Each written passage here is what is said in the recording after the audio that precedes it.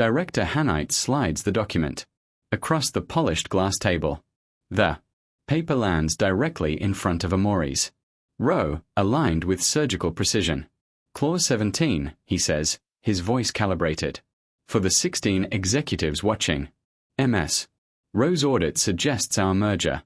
Partner engaged in financial irregularities. I assume you have concrete evidence to support such inflammatory claims. The boardroom on Kangteka's 38th floor is a theater of corporate warfare. LED screens flashing red projections, air conditioning roaring at maximum, overlapping conversations in Korean and English colliding into static. Amorous feels the fluorescent lights drilling into her retinas. Her tablet trembles slightly in her grip, not from nervousness, but from the sensory assault no one else seems to notice. The evidence is documented, she says, voice steady despite the chaos pressing against her skull. Ghost contracts totaling $340 million US. Offshore accounts traced through. You seem tense. Ms. Rowe. Han leans forward, a predator's smile carved into his face. Perhaps this level of pressure is excessive for someone of your particular sensitivities. The room freezes. It's a trap wrapped in false concern. The kind of verbal landmine that destroys careers. Amorous mind fragments under the overlapping stimuli. 16 people staring, the LED screens pulsing, someone's perfume choking the recycled air. 3 seconds of silence stretch into public execution. Then Kang Jun-hak stands. He doesn't raise his voice. He doesn't perform. Turn off half the lights. One speaker at a time. The room shifts. Someone hits the light panel. The intensity drops. Jun-hak crosses the room, Italian suit, moving like water, and stops beside her chair. He leans down close enough that his words are only theirs. What do you need right now? No one has ever asked that question before. Not in 32 years. The question doesn't fix anything, but it breaks something open or maybe puts something back together. Han's smile evaporates. The matriarch at the end of the table, Kang Hai-jin, Jun-hyuk's mother, watches with unreadable eyes. Minso, the secretary, pauses her note-taking, pen hovering. Amorous looks at Jun-hak. Really looks. I need you to let me finish presenting the evidence before anyone decides I'm the problem instead of the fraud. If understanding could rewrite the rules of love, would you stay to see how? Before we continue, if you've ever had to prove you weren't broken when the world insisted you were, this story is for you. Subscribe now so we can keep writing stories like this about love that understands instead of demanding you change. You won't want to miss what happens next. The meeting ends with hands carefully neutral. We'll review your findings, Ms. Rowe. Translation: we will bury this. The executives file out like a corporate funeral procession. Amira stays seated, tablet clutched against her chest, breathing through the aftermath. Mayo approaches with a glass of water. You did well, she says quietly. Not patronizing, just fact. Amorous accepts the water because her hands need something to hold that isn't cracking. Under pressure, Jun-hak hasn't left his, dismissed everyone else, but remains by the window, silhouette sharp against Seoul's skyline. The evidence, he says, without turning. How certain are you? Completely. Amorous sets down the water. Ghost contracts with a shell company in Singapore. Wire transfers that don't match reported revenue. Either someone is spectacularly incompetent or someone is stealing. Han has been with this company for 26 years. Jun-hak finally turns.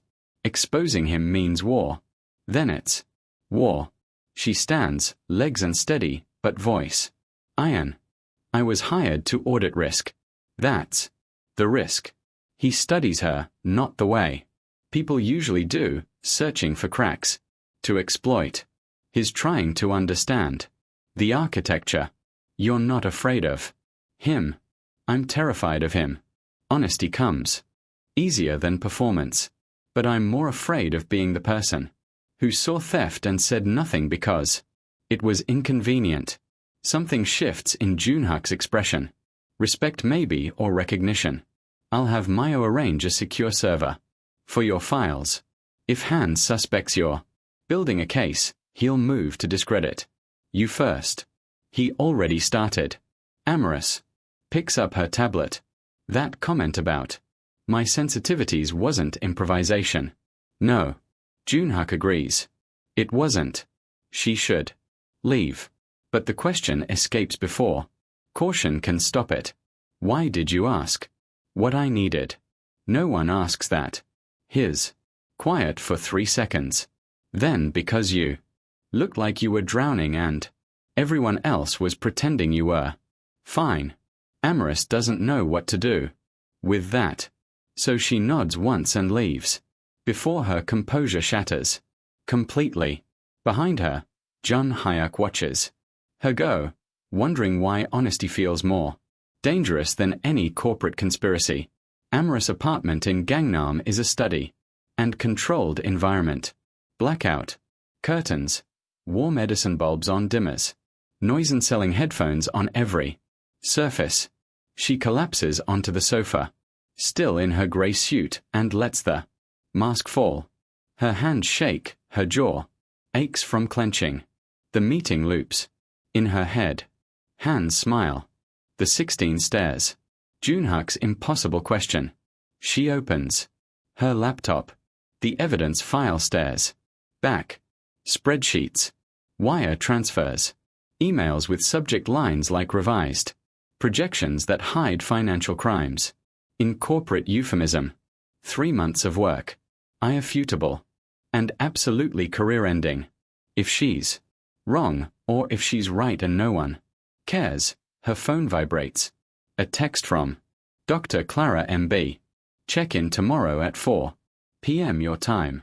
How are you holding up? Amias types. Presented findings today. It went as badly as expected. Worse. Maybe. Clara's response is immediate. Worse. How? Director weaponized my autism in front of 16 people. CO. Intervened. I don't know what that means. Yet. 3 dots pulse. Then we'll unpack that tomorrow. For tonight, what do you need? That question again. Omari's closes her eyes. Types to know. I'm not imagining the fraud because my brain works differently. You're not imagining it. Your brain is why you saw what everyone else missed. Remember that. Amorous saves the message. She'll need it later. 2 days after the boardroom disaster, Junhak sends an email at 9:47 p.m. Need to discuss audit findings. Available tonight. Amorous stares at the message. Professional protocol says tomorrow during business hours, but something in the timing feels urgent. She replies, yes, office. My office. 10:30 p.m. Fewer people. When Amorous arrives, Kangteka's 40th floor is nearly empty, just security and the hum of servers. Junhak's office is all glass and steel, floor-to-ceiling windows, overlooking the city. He's removed his jacket, sleeves rolled to his elbows, tie loosened, human almost. Thank you for coming. He gestures to the conference table, not his desk. Equalizing power. I've been investigating irregularities for 4 months. Your audit confirms what I suspected, but couldn't prove alone. Amora sits, pulling out her tablet. Why couldn't you prove it? Because I'm the coup. If I accuse a senior director without ironclad evidence, it looks like a power play. He opens a folder. Physical paper, old school security. But an external consultant with no political stake. That's credible. So I'm your weapon. You're the truth. He slides the folder toward her. These are internal emails I shouldn't have access to. Han. Discussing revised accounting with someone outside the company. I need you to connect them to your evidence. Amora scans the pages. Her brain catalogs patterns instantly. Dates matching wire transfers. Amounts that align with her. Ghost contracts. This is it. She breathes. This is the confession. Can you integrate it into your report? Yes. But she looks up. If we do this, Han will come after both of us. You're protected by family ownership. I'm not. Junhak meets her eyes. I won't let him destroy you. You can't promise that. No, he admits. But I can promise I won't let it happen. Without a fight. The honesty is disarming. Amorous nods slowly. Okay. Let's finish this. They work until 2 o'clock. AM cross-referencing documents. Building an unassailable case.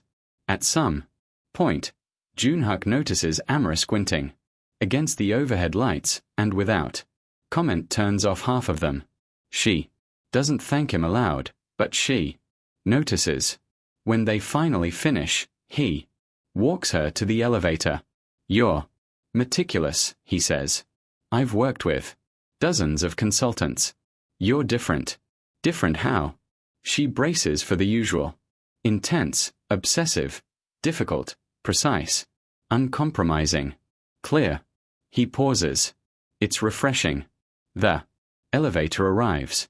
Amora steps in, then turns. Junhak, why are you really doing this? He doesn't deflect. Because my father built this company by using people. I won't inherit that legacy. The doors close between them. Amiris rides down 40 floors wondering if integrity is enough to survive what's coming. The article drops on a Thursday morning. Foreign consultant influences Kangtech COO amid $1 billion merger. The headline is Poison. The content is worse. Anonymous. Sources suggesting Amorous personal relationship with Jun Hayak compromises. Her audit that her findings are emotionally driven rather than factual. Amorous reads it 3 times, nausea rising. She hasn't even published her report yet. Someone leaked the existence of the investigation and twisted it into scandal. Her phone explodes. Emails from colleagues, messages from her firm, TUR summon from Kangta's board. Mayo texts, don't respond to press. Junak is handling it. But when Amorous arrives at Kangtech, the damage is already viral. Photographers camp outside.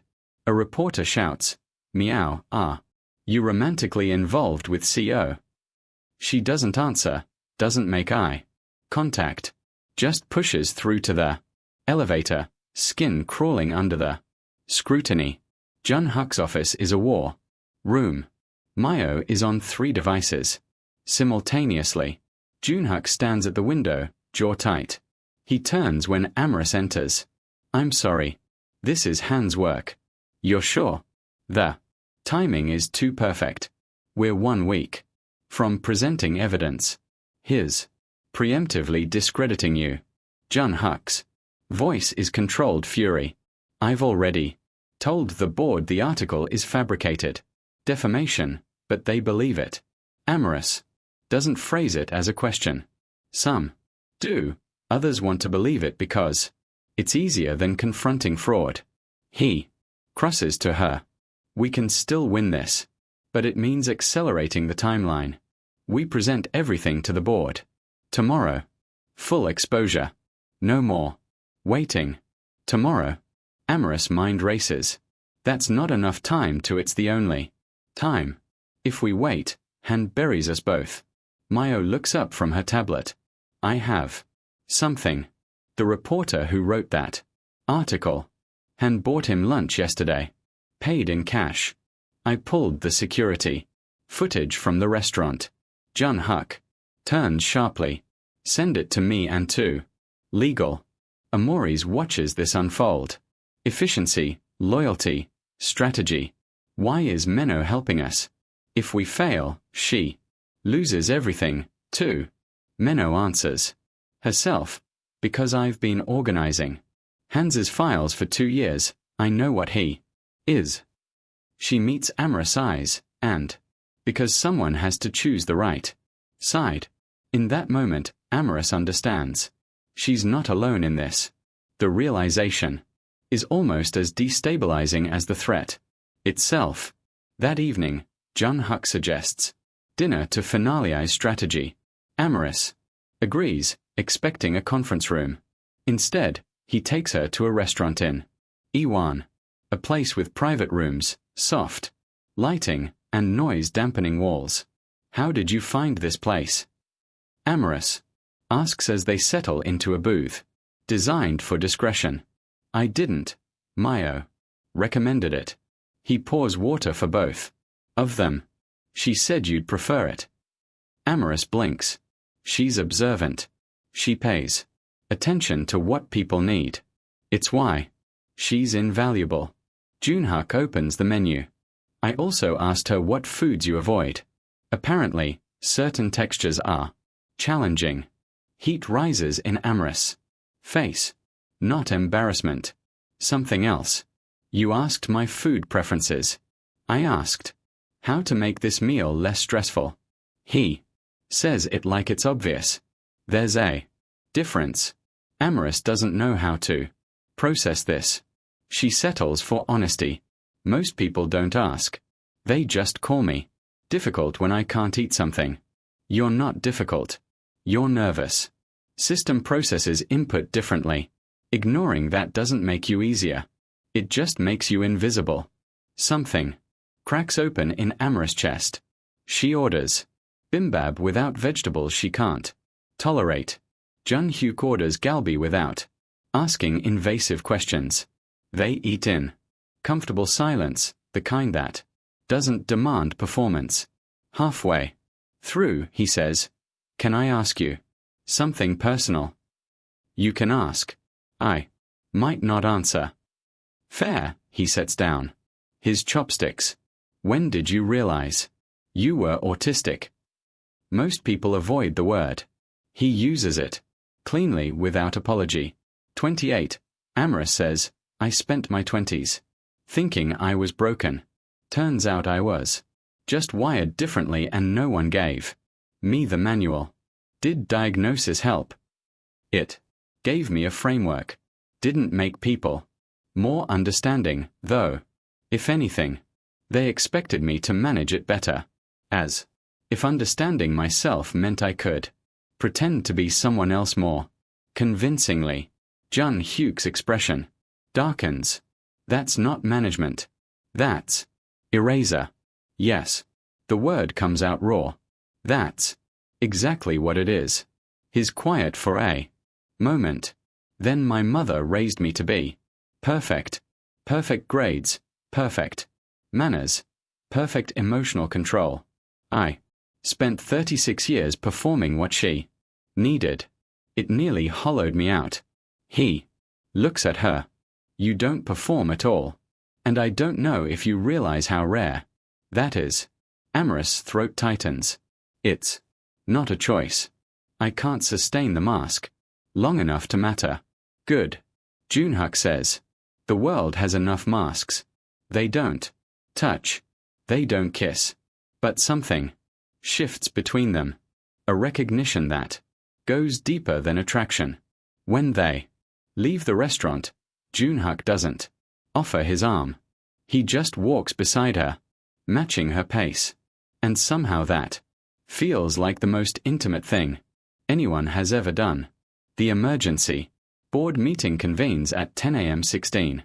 Executives, 3 external auditors, and matriarch Kang Hai-Jawayan at the head of the table.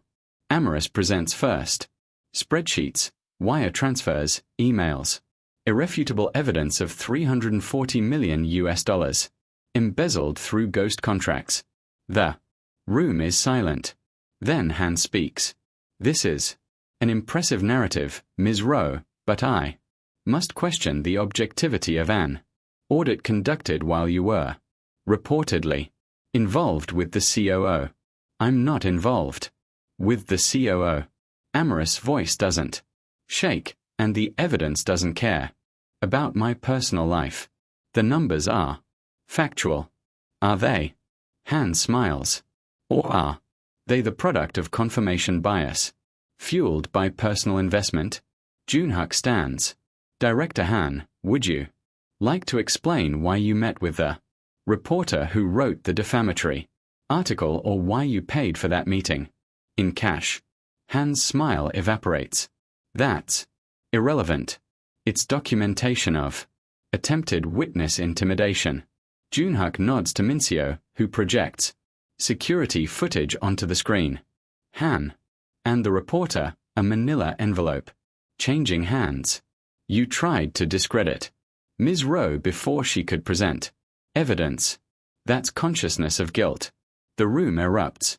Matriarch Kang raises one hand. Silence falls immediately. Ms. Rowe, are you certain of your findings? Completely. Amorous meets the matriarch's eyes. I've triple-checked every transaction. This isn't speculation. It's theft. Jin turns to Han. Director. Han, do you have a defense? Han's face hardens. This is a witch hunt, orchestrated by my rival and his consultant. I've dedicated my life to this company. I won't be destroyed by a woman who can't even function in a normal boardroom without special accommodations. The room freezes. It's the nuclear option, weaponizing Amorous autism in front of everyone who matters. Amorous feels her vision narrow, the edges of the room blurring. But before panic can take over, Junhak's voice cuts through. Director Han just confirmed he's been illegally accessing Ms. Rowe's medical records because that's the only way he'd know about her neurological profile, which for the record makes her more qualified for this audit, not less. Autistic pattern recognition is why she found fraud you all missed for years. Mayo stands. I also have records of Han attempting to bribe me 6 months ago. I documented everything. The tide turns. Matriarch Kang's expression shifts from neutral to something colder. Director. Han, you're suspended pending external investigation. This meeting is adjourned. Han leaves. His empire crumbling. Executives file out, whispering. Amorous remains seated, adrenaline crashing into exhaustion. Junhak approaches, crouches beside her. Chair. You did it. The evidence held. We did it. Amorous manages a shaky smile. I couldn't have survived that alone. You shouldn't have had to. For the first time, Amorous lets herself believe him. That evening, Matriarch Kang summons Junhyak to her private residence, a traditional Haino renovated with modern elegance. She pours tea with ceremonial precision. You protected the consultant. Today, I protected the truth. Junhak accepts the cup with both hands. Respectful but unyielding. Han was stealing. Amorous proved it. And in doing so, you made an enemy of a man with decades of influence. Jin sips her tea. You also made it very clear that you care about this woman beyond professional courtesy. If caring about integrity is a crime, I'm guilty. Don't be glib. Her voice sharpens. That woman is foreign, neurodivergent, and now entangled in corporate scandal. Associating with her damages your reputation, or it clarifies what I value. Junhak sets down his cup. You raised me to lead. Leadership means making difficult choices. I choose honesty over convenience, even if it cost you this company. Especially then. Jin studies her son, the man she mold, now refusing her design. You love her. It's not a question. Junhak doesn't deny it. I respect her. I admire her. And yes, I care about her in ways I don't fully understand yet. But I didn't protect her because I love her. I protected her because she was right. And if the board disagrees, if they remove you to appease Hans's allies, then I'll have lost a position. Not my integrity. Silence stretches. Then Hayagen surprises him. Your father would have sacrificed her without hesitation. I'm not my father. No. Jin agrees. Quietly. You're not. I'm beginning to think that's a good thing. Junhyak leaves unsure if he's been blessed or warned. Either way, the path forward is clear. Amaris makes it home before the crash. She locks her apartment door, drops her bag, and collapses onto the floor. The mask she's worn for weeks, smiling through sensory overload, articulating complex evidence, enduring public scrutiny, shatters. She can't breathe. The walls press in. Every sound is broken glass against her nervous system. She crawls to her bedroom, pulls the weighted blanket over herself, and lets the sobs come. Ugly, gasping, uncontrollable. She's won. The fraud is exposed. Han is suspended. So why does she feel like she's dying? Her phone buzzes. Doctor. Clara's face fills the screen. Video call. Amaris almost declines, but she answers. Camera angled. So Clara sees only ceiling. I can't talk right now. Then don't talk. Just breathe with me. Clara's voice is steady, a lifeline. In for 4, hold. 4-4, out for 4. Amaris follows the rhythm. Slowly, agonizingly, her nervous system downshifts from crisis. After 5 minutes, she adjusts the camera. Her face is wrecked. Tears, red eyes. Exhaustion. I proved I was right. Why does it hurt this much? Because you've been performing competence under unimaginable pressure while people weaponized your neurology. Clara's expression is fierce compassion. You're not breaking down. You're finally processing what you've survived. I don't know if I can keep doing this, proving I'm not broken, defending my existence. It's exhausting, dehumanizing, unsustainable. Clara leans closer to her screen. So, stop. Stop what? Stop proving. Stop defending. Exist as you are. Let the world adapt to you for once. And if they don't, then they lose access to you, which is their loss, not yours. Amaris closes her eyes. Jun Hyuk asked what I needed today. Twice. No one ever asks that. How did that feel? Terrifying. Like if I tell him the truth, he'll realize I'm too much work and leave. Or Clara offers. Gently, he'll understand you better and stay. That's what people who actually love you do. Amaris doesn't respond, but she saves those words for later when doubt creeps back in. 3 days after the board meeting, Jun Hyuk texts, "Can I see you? Not about work." Amaris hesitates, then types, "My apartment. 7:00 p.m. I can't do crowds right now." He arrives exactly on time, holding takeout from the restaurant in Taiwan. The same dishes they ordered before. Textures she can tolerate. "I didn't know what you'd want," he says. "So I guessed based on last time. You remembered my order." I pay attention.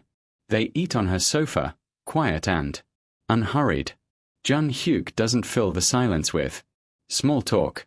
He just exists beside her, comfortable with stillness. Finally, he says, "I know the past week was brutal. I wanted to check on you. I'm surviving." That's not the same as being okay. No, Amaris admits. It's not. I had a complete meltdown 2 days ago. Couldn't speak, couldn't move, just collapsed under everything. I'm sorry you went through that alone. I wasn't alone. My therapist talked me through it. She picks at her food, but it made me realize something. I can't keep performing normally to make other people comfortable. It's killing me. Jun Huck sets down his chopsticks, turns to face her fully. Then don't. It's not that simple. It is with me. His voice is quiet intensity. You don't have to perform anything. Not competence, not ease, not neurotypical social scripts. Just be exactly who you are. And if who I am is too difficult, you're not difficult. You're honest. The world calls that difficult because honesty is inconvenient. He reaches out, then pauses.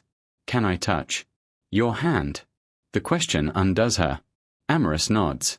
His fingers lace through hers. Warm, steady, intentional. I don't know how to do this, she whispers. Every relationship I've had required me to minimize myself. I don't know how to be fully me and still be loved. Then we'll figure it out together. Junhak squeezes her hand gently. I don't want a version of you. I want you. It's not a declaration of love. It's something better. A promise of space to exist without apology. Amorous leans into him, lets her head rest against his shoulder. He doesn't move, doesn't demand more, just holds still. A shelter in human form. Thank you, she murmurs. For what? For asking what I need. For turning off the lights. For not trying to fix me. You don't need fixing. Junhug's voice is certain. You needed someone to see you. And in her small, carefully controlled apartment, Ameris lets herself be seen. The press doesn't let the story die. New articles surface. Kangtech consultants autism raises questions about audit validity. Talk shows debate whether neurode divergent professionals should handle high-stakes work. Amorous diagnosis meant to be private becomes public dissection. She stops reading the headlines, but the damage seeps in. Colleagues at her consulting firm suggest she take a break. Clients ask if someone else can lead their audits. The message is clear. Her competence is now suspect because her brain works differently. Jun Huck, meanwhile, faces his own backlash. Board members question his judgment. His mother pressures him to distance himself from Amorous for optics. Business partners whisper about his compromised objectivity. The scrutiny intensifies when photos surface. Jun Huck and Amorous leaving her apartment building. His hand on her back, her face angled away from cameras. The headline, Kangta Ku's relationship confirmed. How personal became professional. Menno finds Amorous in an empty conference room staring at the article on her tablet.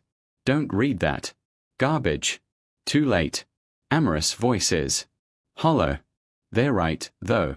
My relationship with Jun Huck does compromise the optics. Optics aren't truth. You exposed real fraud. Han is under criminal investigation. That's what matters. But I've become the story instead of the crime. Amorous sets down the tablet. Maybe I should resign. Let the evidence stand on its own without me complicating it. Or Mayo says firmly, you could stop letting abusers rewrite the narrative. Han weaponized your autism because he had no defense against your evidence. Don't give him a posthumous victory.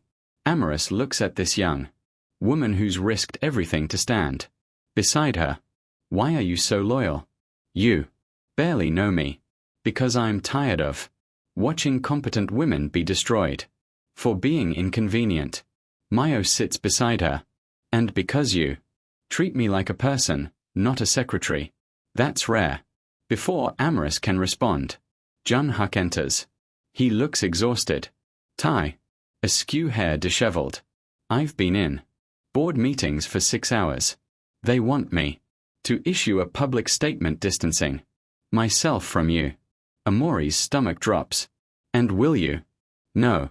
He crosses to her. I'm issuing a statement confirming that I respect you professionally and personally, that your audit was conducted with complete integrity and that anyone questioning your competence based on neurology can take it up with me directly. Junhook, that's career suicide. It's honesty. He crouches in front of her chair. I'm not ashamed of caring about you. I'm not going to pretend your autism makes you less qualified when it's exactly why you excel. And I'm not letting public opinion dictate my integrity. Your mother will disown you. Maybe, but I'll still be able to look at myself in the mirror. Mayo clears her throat. I have a better idea. What if we flip the narrative? Instead of defending, we go on offense. I can arrange an interview. Reputable journalist. Your terms. Let Amaris tell her own story before others define it for her. Junhyuk looks at Amaris. It's your choice. No pressure. Amaris considers. Every instinct screams to hide, to let the storm pass. But hiding hasn't protected her. Maybe visibility will. Okay, I'll do the interview. But I control the questions and I talk about the fraud, not just my diagnosis. Deal. Mo's smile is sharp. Let's show them who they're actually dealing with. The journalist is Lee Ji-woo, known for incisive profiles that humanize subjects without sanitizing them. The interview takes place in Amaris' apartment. Her territory, her rules. Due respects. Boundaries. No surprise questions. Cameras positioned to avoid overwhelming angles, breaks when needed. Let's start with the audit. Ju begins.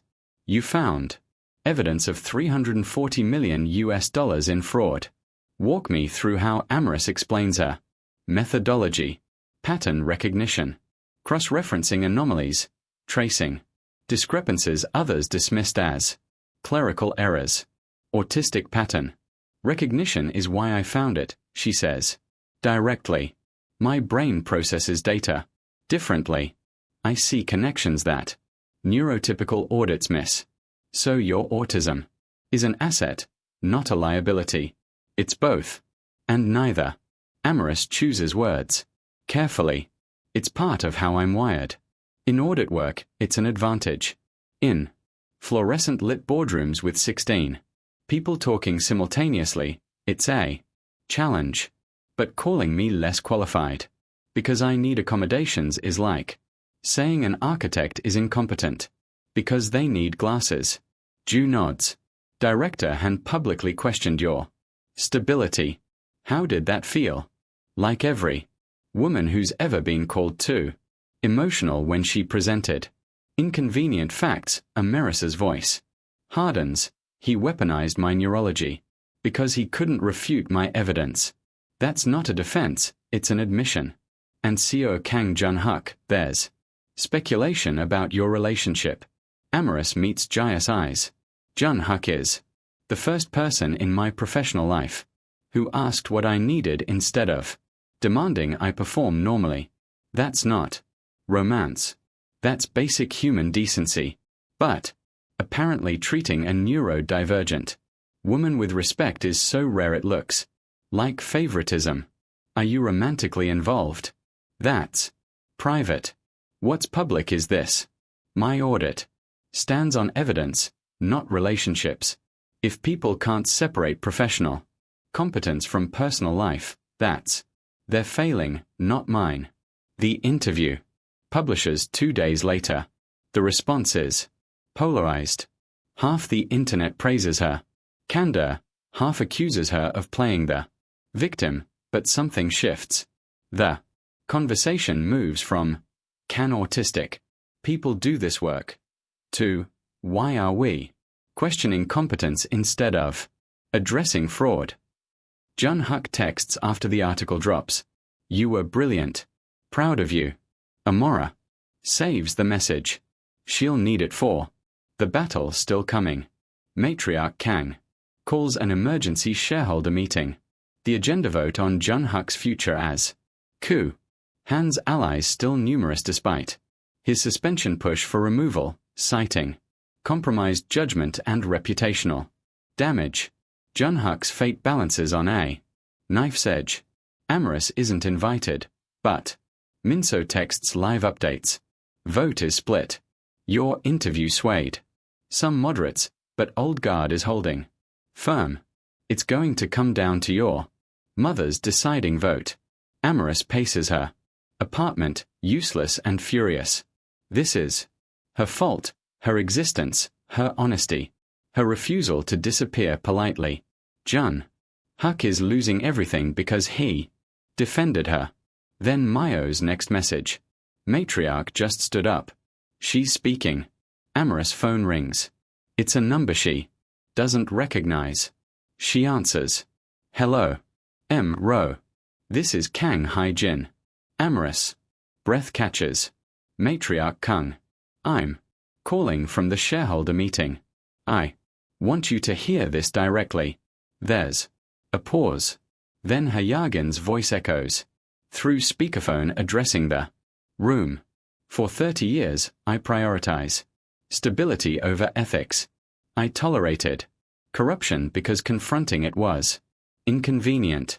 My son refused to inherit that cowardice. He chose truth over comfort, integrity over optics. If you remove him for that, you confirm that this company values appearance more than substance. I will not let that be his father's legacy or mine. I vote to retain Kang Jun-Huk as COO, and I vote to issue a formal apology to Miss Amori's row for the institutional discrimination she endured while exposing fraud we should have found ourselves. The room erupts. She can hear it through the phone. Hee-jin continues, voice cutting through chaos. Meeting adjourned. The vote is final. The call ends. Amorous stands in her apartment shaking. 5 minutes later, Jun-Huk texts, we won. My mother chose justice. I'm still processing. Amorous replies, she chose you. That's what mothers do when they finally see who their children really are. Han is formally terminated. Criminal charges follow. Fraud, embezzlement, illegal access to medical records. The company issues public apologies. Amorous firm offers her a promotion. The professional vindication is complete. But vindication doesn't erase trauma. Amira still flinches when reporters approach. Still has nightmares about boardrooms and accusations. Still struggles with the hypervigilance that comes from having your neurology weaponized publicly. Dr. Clara in their weekly session names it clearly. You survived a targeted attack on your fundamental identity. Winning doesn't undo that wound. So what do I do? You grieve what it cost. You celebrate what you protected. And you decide what comes next on your terms, not theirs. Amorous thinks about that. What does come next? She could return to London, resume anonymous consulting work. She could stay in Seoul, accept Kangteka's offer to lead their ethics division. She could walk away from corporate work entirely, write, teach, rest, or she could stop deciding based on what's safe and start choosing based on what's true. That evening, Jun-Huk comes over with groceries, ingredients, for a meal he's learned she can eat without sensory distress.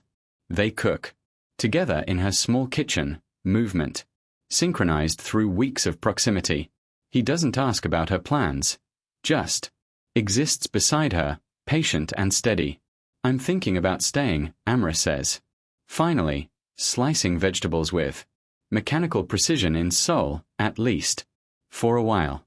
Because of the job offer. Partly mostly because I've spent my life running from places that didn't accommodate me. I'm tired of running. Jun-Huk sets down his knife, turns to her. And what about us? What about us? I care about you more than professionally, more than friendship. I want to know if you feel the same or if I'm reading something that isn't there. Amorous. Heart hammers. Honesty is her only language. I feel it, but I don't know how to do this. Relationships always require me to change, be less intense, need less accommodation, perform. Normally, I can't sustain that. I'm not asking you to. Jun Huk steps closer, careful and deliberate. I'm asking if you want to try something different. A relationship where you exist as you are, and I learn your language instead of demanding you speak mine. What if my needs are too much? Then we'll figure it out together. That's what partners do. Partners. The word feels fragile and enormous.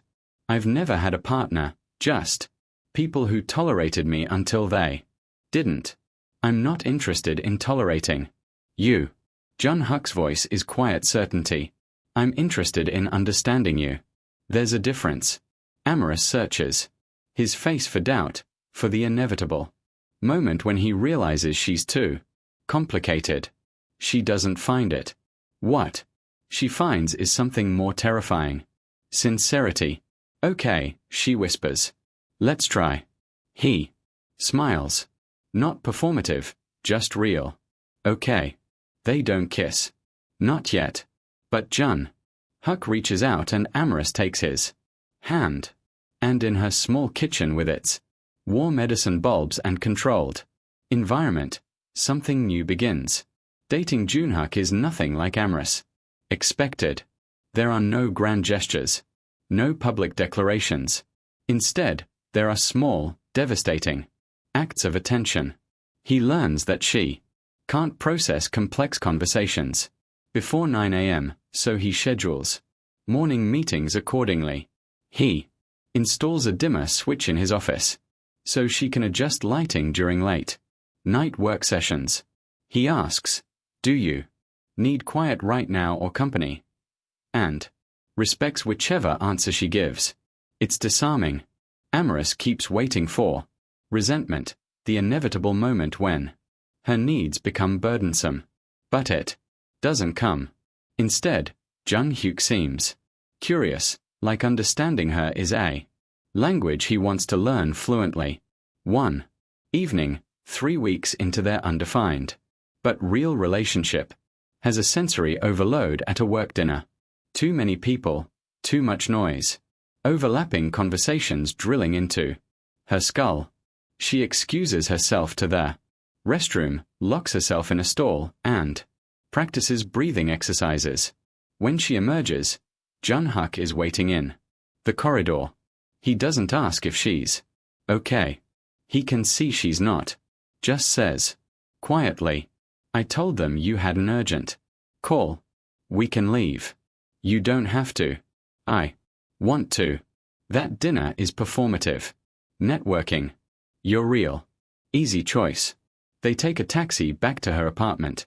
Amorous collapses onto her sofa, weighted, blanket pulled tight, and Jun Huk sits on the floor nearby, close enough to be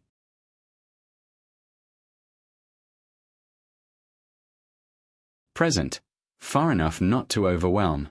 After 20 minutes, when her nervous system finally downshifts, she says, "I'm sorry for what? For being complicated. For needing to leave. For Amorous." He turns to look at her. "You're not complicated. You're specific. There's a difference. Complicated implies unnecessarily difficult. Specific means knowing what you need and communicating it. That's not a flaw. Most people don't see it that way. Most people are wrong." She laughs, surprised, and a little broken. "You say that like it's simple. It is simple. Difficult, but simple." He shifts to sit beside her. On the sofa. "I spent 36 years performing what other people needed. I know what it costs. I won't ask you to pay that price." Amora studies him. This man who Was raised for perfection, choosing honesty instead.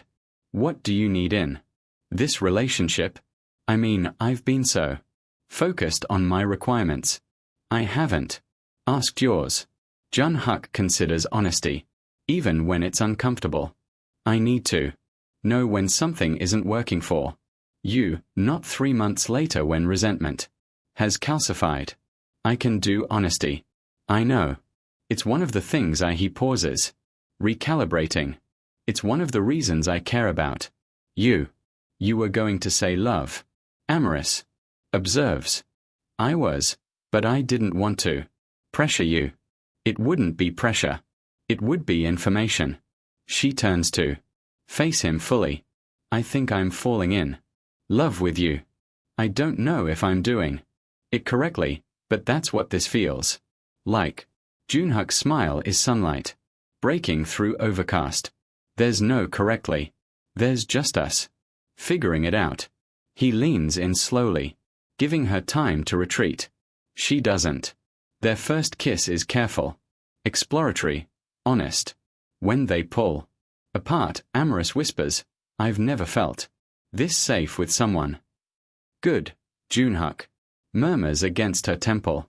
That's how it should feel. But safety is fragile. 2 weeks later, an anonymous package arrives at Ameris's office. Copies of her psychiatric evaluations, therapy, notes, medication history, stolen. Medical records, now weaponized. Attached is a note. If the audit report is published, these go public. Choose carefully. Han. Even suspended and facing criminal charges, he still has reach. The message is clear. Destroy Amorous credibility or be destroyed. Amorous calls Junhuk immediately. He arrives within 20 minutes. Mayo in tow. They stare at the document spread across Amorous' desk. This is illegal. MSIO says. Medical records theft is a felony. He's already facing fraud charges. Junhuk growls. What's one more crime? The question isn't legality. Amorous' voice is hollow. It's damage. Control. If he releases these, every outlet will run headlines about my mental health. The audit becomes suspect. Han wins, even from prison. Not. If we release them first, Minso says. Slowly. On your terms, control the narrative. Amora stares at her.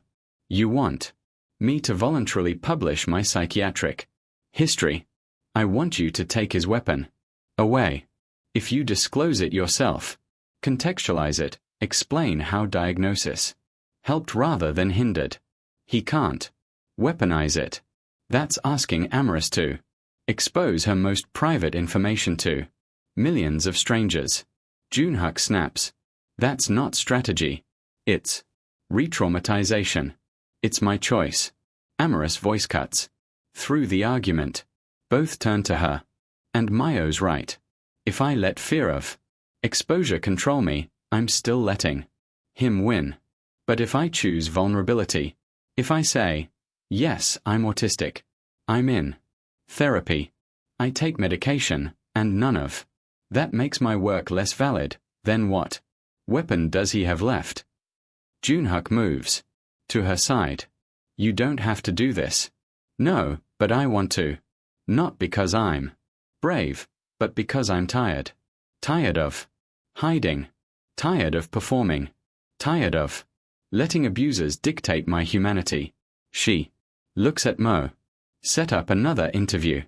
I'll tell the whole story on my terms. The second interview is raw. Ameris talks about late diagnosis, about years of thinking. She was broken, about therapy and medication, and the exhausting mask she wore to survive. She discusses sensory processing, meltdowns, the accommodation she needs, and she talks about the audit, how her autistic pattern recognition found fraud, how her refusal to accept normal corporate doublespeak exposed lies. Director Han tried to use my medical history as blackmail, she says directly to camera.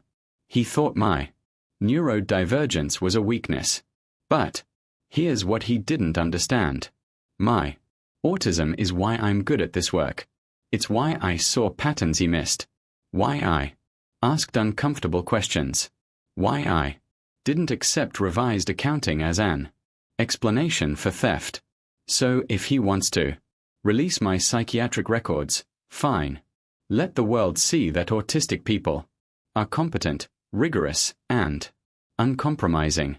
Let them see that we don't need to be fixed to excel. We need to be understood. The interview goes viral not as scandal as revolution. Neurodivergent professionals share their own stories. Companies begin conversations about accommodations. The narrative shifts from is amorous row credible to why aren't we making space for neurodivergent excellence? Hans's blackmail evaporates. His stolen documents already public through amorous choice carry no power. Within days, additional charges are filed. Medical privacy violations attempted. Extortion. His allies abandon him. His empire collapses completely. Jun Hyuk finds amorous on Kangtaeka's rooftop the evening after the interview airs. She's standing at the railing, Seoul skyline glittering below. He doesn't speak immediately, just stands beside her, matching her silence. Finally, she says, I didn't think I'd survive this, but you did. We did. She turns to him. I couldn't have done this alone. You're not alone anymore. Junhuk reaches for her hand. I know you've spent your life isolated because proximity meant performance, but I'm not going anywhere. Whether you're meticulous and brilliant or melting down on your bathroom floor, I'm here. Amia's eyes burn. That's the most romantic thing anyone has ever said to me. He smiles. I'm learning your language. She kisses him then, not tentative, but certain. A kiss that tastes like survival and choice and the terrifying possibility of being loved without conditions. When they break apart, Jun Hyuk rests his forehead against hers. I love you exactly as you are. No edits, no performance, no apologies. I love you, too. The words are new on her tongue, but they fit. You taught me what that's supposed to feel like. What does it feel like? Safe. Real, like I can breathe fully for the first time in 32 years. They stay on that rooftop until the city lights blur with stars. Two people who found each other by refusing to be anything other than honest. The weeks following the interview are a study and reconstruction. Amorous accepts Kangtaeka's offer to lead their new ethics and compliance division, not because she needs redemption, but because she wants to build systems that protect people like her. Jun Hyuk champions the initiative, publicly implementing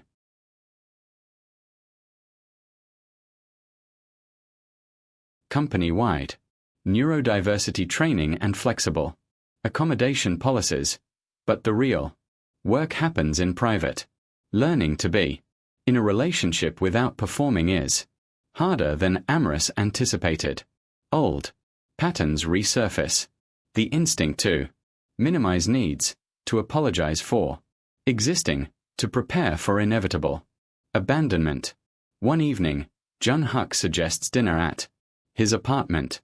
Amorous arrives to find he's rearranged his living space, added a corner with soft lighting, noise-cancelling headphones, a weighted blanket folded on a chair, visual schedules on a small board, everything she uses to regulate.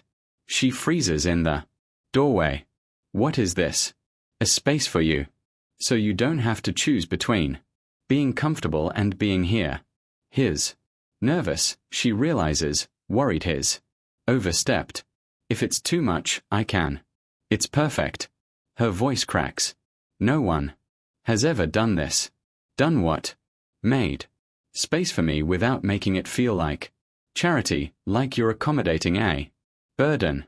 Junhyuk crosses to her, gentle and deliberate. You're not a burden. You have specific needs. Meeting them isn't charity. It's basic partnership.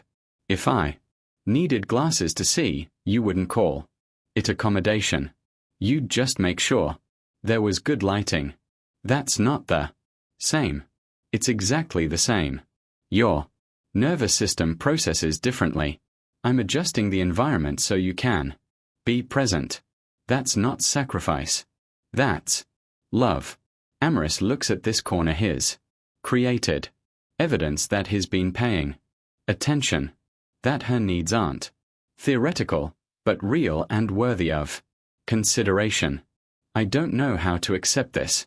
Then, let me teach you. He takes her hand. The same way you taught me that honesty is more valuable than performance. They spend the evening in that corner. Amaris regulates in the soft light, while Jun Huck sits nearby, reading and occasionally sharing thoughts that require no response. It's intimate in a way she's never experienced, being fully herself, needs, and all without apology or explanation. Later, curled together on his sofa, she says, I keep waiting for you to resent me. For what? For being high maintenance, for needing accommodations, for not being easy. Easy is overrated. You're worth the effort. But also, he shifts to look at her. It's not effort. Not the way you mean. Learning what you need is just learning you. I want to know you. All of you. Even the parts that are difficult, especially those. Because those are the parts you've been taught to hide, and they're just as much you as the brilliance everyone celebrates. Amaris closes her eyes, letting that truth settle. For the first time in her life, she believes it might be possible to be loved without diminishing herself. 3 months later, Han's criminal trial begins. Amoris is called as a witness. The defense strategy is predictable. Discredit her competence. Suggest her autism makes her unreliable. Imply emotional bias compromised her findings. The defense attorney is polished and vicious. Ms. Rowe, you've been public about your autism diagnosis. Does that condition affect your ability to interpret complex financial data accurately? Yes, Amoris says clearly. The courtroom stirs. It makes me better at it. Autistic pattern recognition allowed me to identify discrepancies in thousands of transactions. My neurology is why I found fraud that multiple neurotypical audits missed. But doesn't autism also involve social deficits, difficulty understanding context and nuance? It involves different social processing, which in audit work is an advantage. I don't accept social niceties as explanations for data that doesn't reconcile. I ask direct questions. I don't move on until numbers make sense. That's not a deficit. It's rigor. The attorney shifts tactics. You were romantically involved with CO during this audit. Doesn't that compromise your objectivity? I began dating Jun Hyuk after I'd completed the preliminary findings. But even if I hadn't, the evidence isn't subjective. Wire transfers exist or they don't. Ghost contracts are documented or they're not. My personal life doesn't change math. Yet you admit you have strong feelings for Mr. Kang. Couldn't those feelings have motivated you to produce findings that supported his corporate agenda? Amaris leans forward slightly. My feelings motivated me to maintain integrity because I care about him. I ensured my work was beyond reproach. I triple-checked every transaction. I brought in external verification. I did everything possible to ensure that my findings would stand up to exactly this kind of scrutiny. The evidence is ironclad because I knew people would question me. So, I made myself unquestionable. The prosecution introduces the documentation, emails, wire transfers, Hans's own communications discussing the fraud. Expert witnesses confirm Amorous methodology was flawless. Mayo testifies about Hans' attempted bribery and his illegal access to medical records. The jury deliberates for 4 hours. The verdict: guilty on all counts, fraud, embezzlement, medical privacy, violations, attempted extortion. Han is sentenced to 12 years in prison. Outside the courthouse, reporters swarm. Amorous makes a brief statement. This case was never about me. It was about accountability. I'm glad the evidence spoke for itself. Now I'm going home to rest. Jun Hyuk is waiting in a car nearby when Amora slides into the seat. Beside him, he doesn't ask how she feels or if she's okay. He just drives to her apartment, walks her inside, and holds her while she processes the weight of victory that feels nothing like triumph. I thought I'd feel vindicated, she murmurs against his chest. But I just feel tired. That's normal. You've been fighting for months. Your nervous system needs time to understand the threat is over. Is it over? The legal part is. The healing part is just beginning. Amorous thinks about that.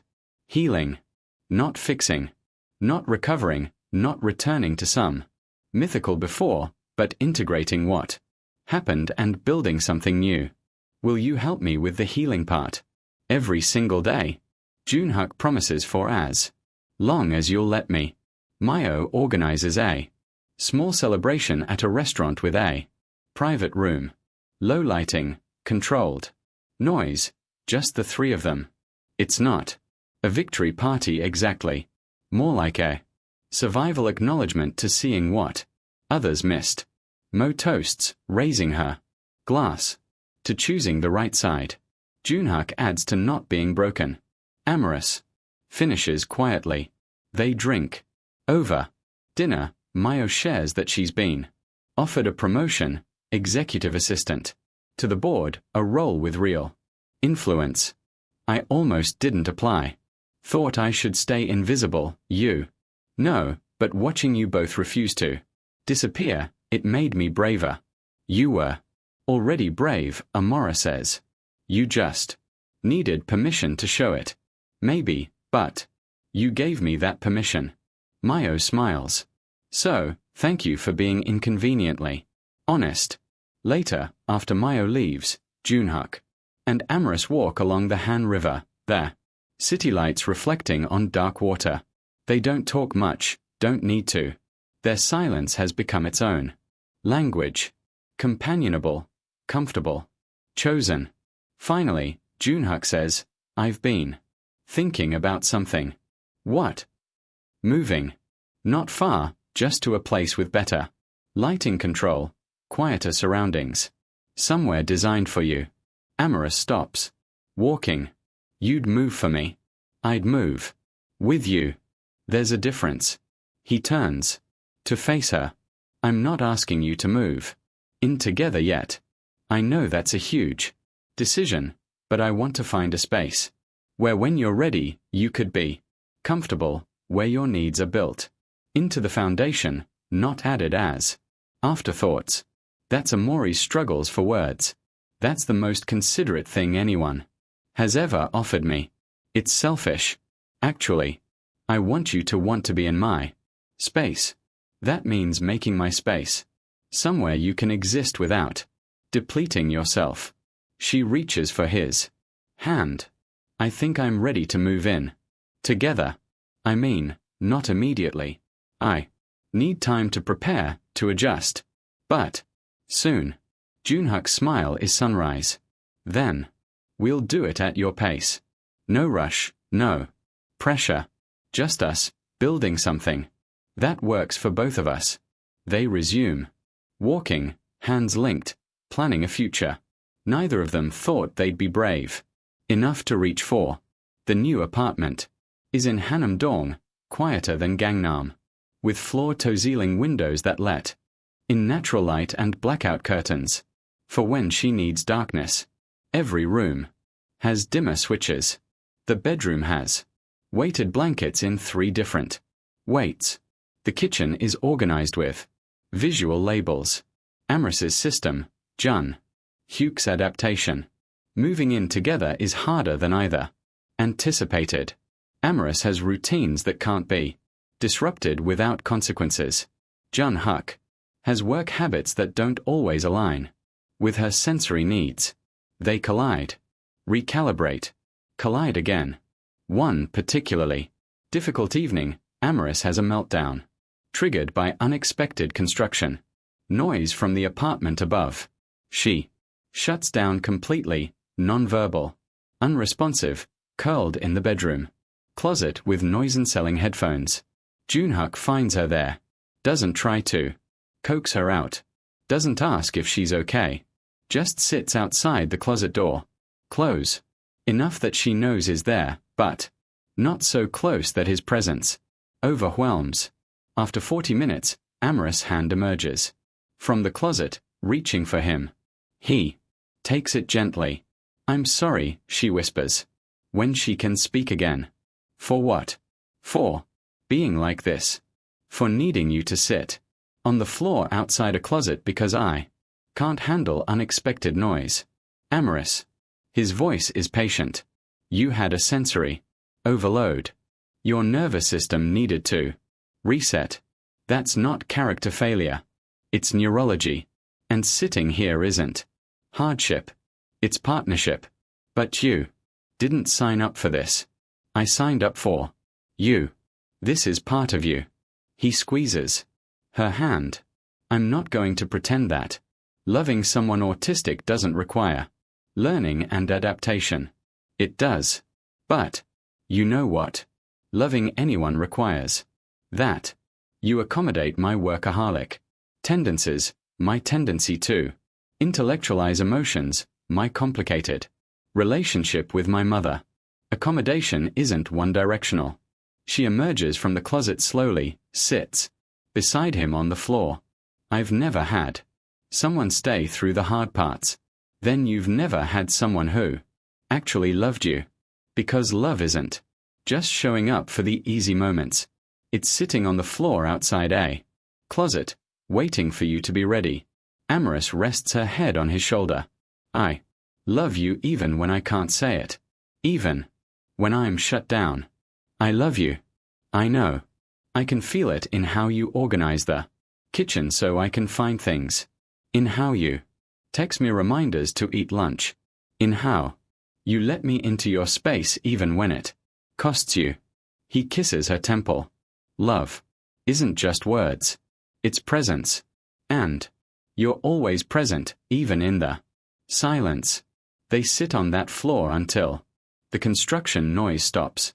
Until Amris' nervous system settles.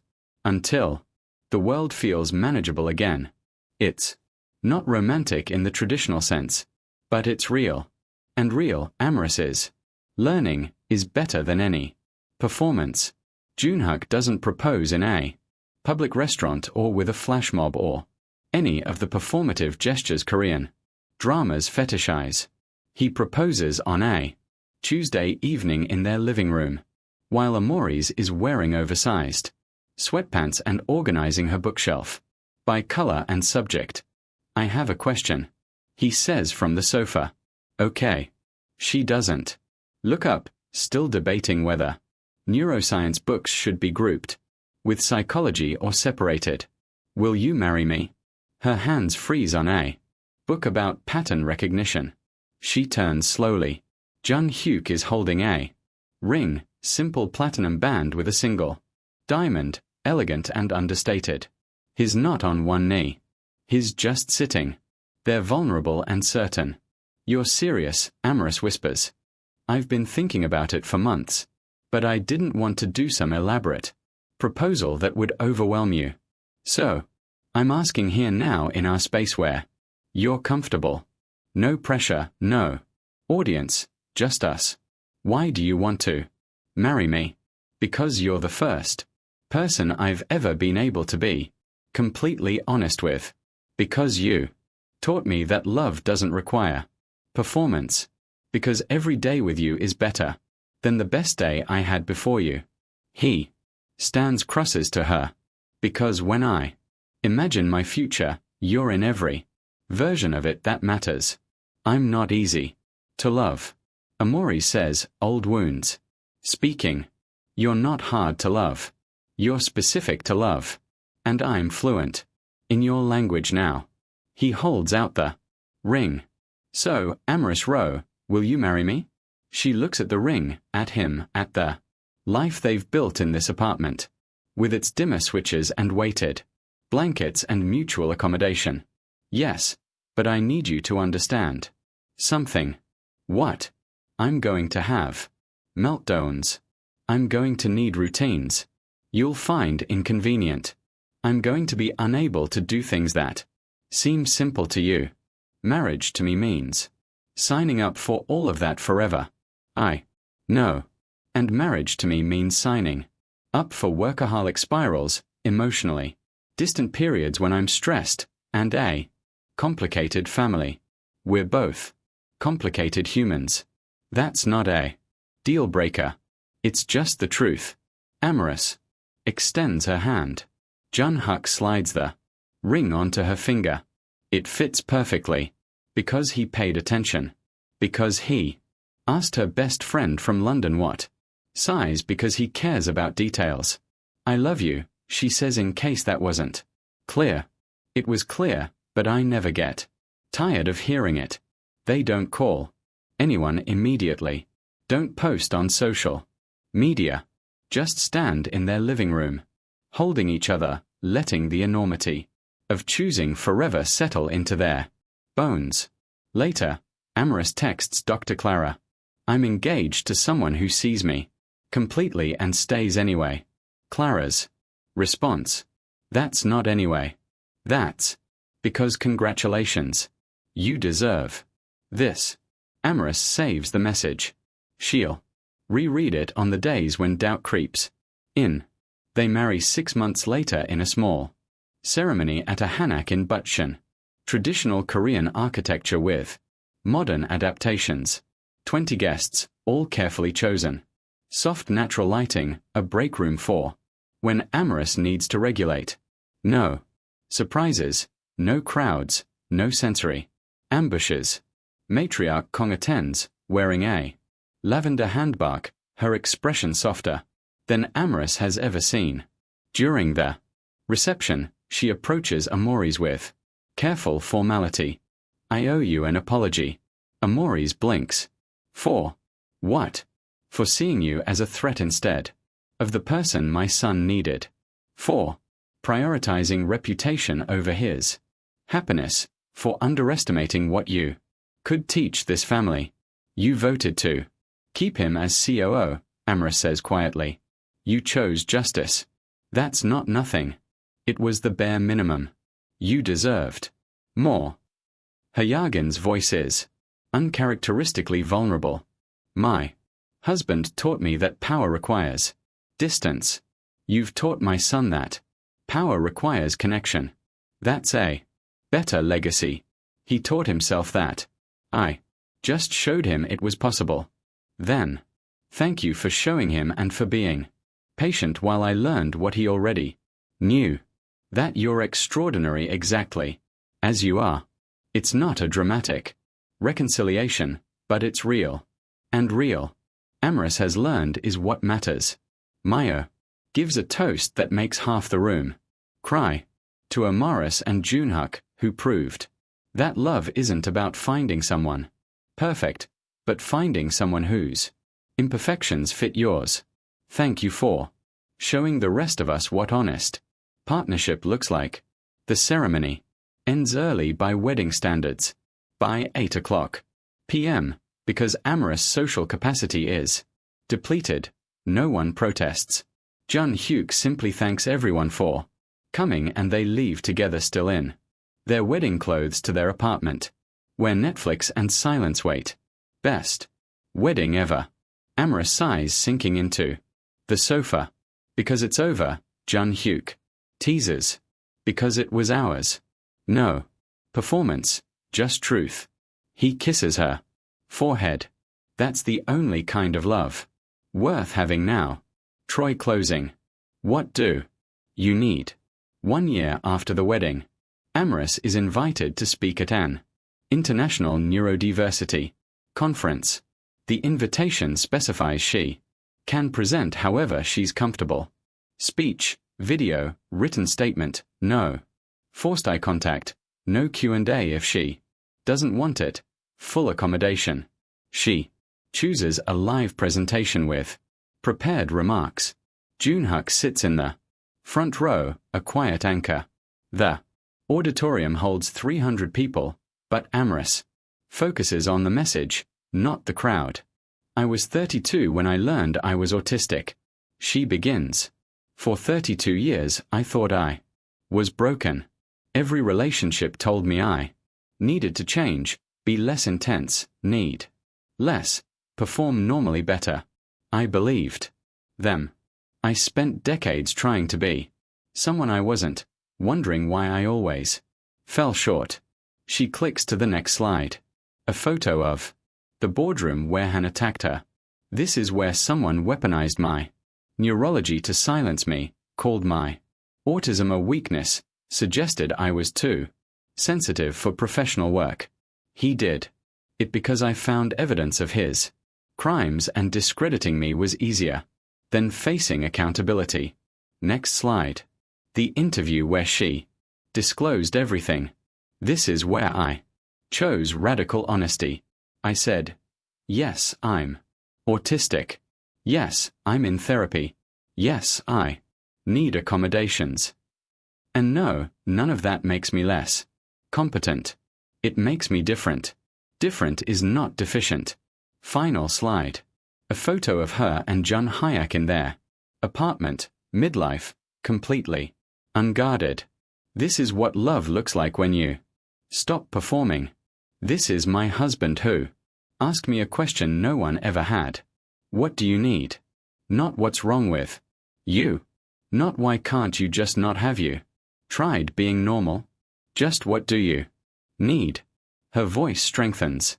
That question changed my life because it recognized that my needs are valid, not burdensome. That accommodation isn't charity. It's equity. That I don't need to be fixed. I need to be understood. She looks at Jun Hyuk. He nods, steady and certain. So, here's what I want to leave you with.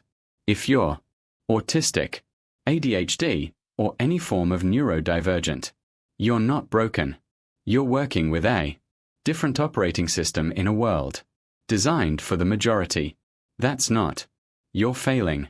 It's the world's design. Flaw. Demand accommodation. Refuse to shrink. Find people who ask what you need instead of demanding you need less. She pauses. And if you love someone neurodivergent, learn their language. Don't ask them to translate themselves into your comfort. Meet them where they are. Ask what they need. Then believe them when they tell you. That's not sacrifice. That's love.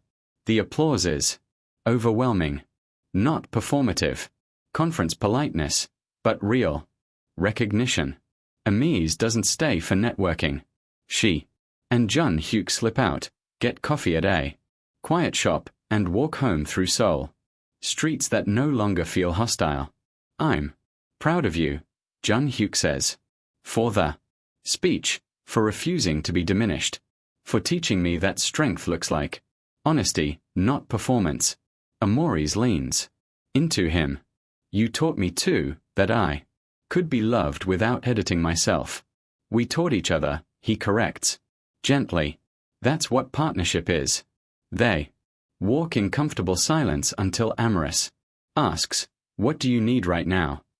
Junhuk smiles, the question that started everything now reflected back. This you. Exactly like this. Then you have it. Always. They continue walking through the city that once felt like a battlefield and now feels like home. Because home isn't a place. It's being known completely and loved anyway, or rather being loved because you're known completely. That's not the love stories promised, but it's the love that lasts.